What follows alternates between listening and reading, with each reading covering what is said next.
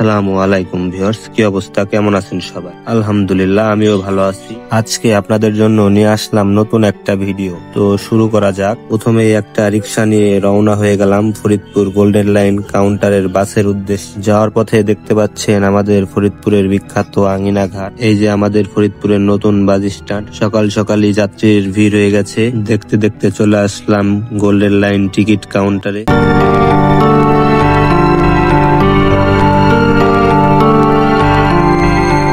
Ticket কেটে বাসে উঠে বললাম আমরা যাব ঢাকা গুলিস্তান। যাওয়ার পথে আমাদের ফরিদপুর থেকে ভাঙ্গা পর্যন্ত যে 35 কিমি রোড, এই রোডের অবস্থা খুবই খারাপ। একটা ট্রাকও পড়ে গেছে রাস্তার সাইডে। আল্লাহ তাআলা বাঁচাইছে ওনাদের। রাস্তার সাইডে পড়লে অনেক বড় একটা দুর্ঘটনা হতো ওনাদের। বাসের ঝাঁকি খাইতে খাইতে খুবই খারাপ অবস্থা হয়ে গেছে।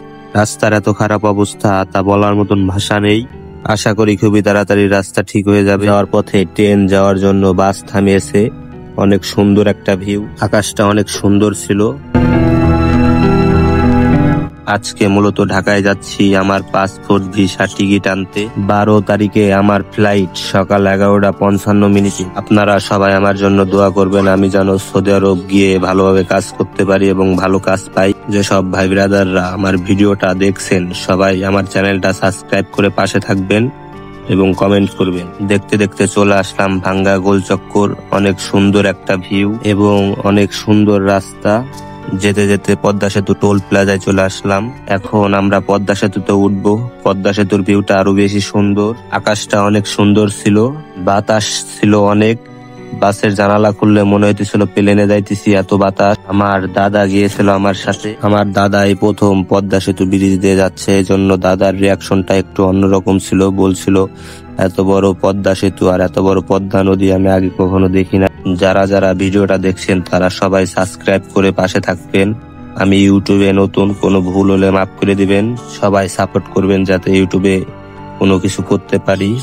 সবাই দোয়া করবেন, ভিডিওটা বেশি বেশি শেয়ার করে দিবেন। দেখতে দেখতে আমরা ঢাকার মধ্যে প্রবেশ করে ফেলেছি। ঢাকায় প্রবেশ করার পর পথ প্রথমে একটু ফাঁকাই ছিল, কিন্তু হঠাৎ করে এত জ্যাম লেগে যায়। 2 ঘন্টার রাস্তা আসতে সময় লাগছে 3 ঘন্টা। ভাই, ঢাকার মধ্যে এত জ্যাম তা বলার মতো না। যারা ঢাকায় থাকে তারা কিভাবে থাকে একমাত্র আল্লাহ তাআলাই জানে। একটা জ্যামে পড়লে প্রায় 30 মিনিট পার হয়ে আমরা গুলিস্তানে নেমে একটা রিক্সা নিয়ে ফকিরাপুলের উদ্দেশ্যে রওনা হলাম। আমরা যাব জিনার টাওয়ার। এই যে দেখতে পাচ্ছেন জিনার টাওয়ার ফকিরাপুল। এই বিল্ডিং এর একটা এজেন্সি দিয়ে আমার ভিসার কাজ করিয়েছি। ওখান থেকে সব কাগজপাতি নিয়ে আবার রওনা হলাম। আর পথে রাস্তার মাঝখানে অনেক সুন্দর সুন্দর ফুল। এই যে আমার পাসপোর্ট, ভিসা, টিকিট দীর্ঘ কয়েক মাস পরে হাতে পেলাম সবকিছু। আলহামদুলিল্লাহ, সবাই দোয়া করবেন আমার জন্য। আমার 12 তারিখে ফ্লাইট, সবাই আমার জন্য দোয়া করবেন আমি যেন ভালোভাবে সৌদি আরবে চলে যেতে পারি। এই ভিডিওটা কোনো উপবাসী ভাই দেখলে অবশ্যই জানাবেন। কে কোন দেশ থেকে দেখতেছেন অবশ্যই জানাবেন। ভালো থাকবেন সবাই। আল্লাহ হাফেজ।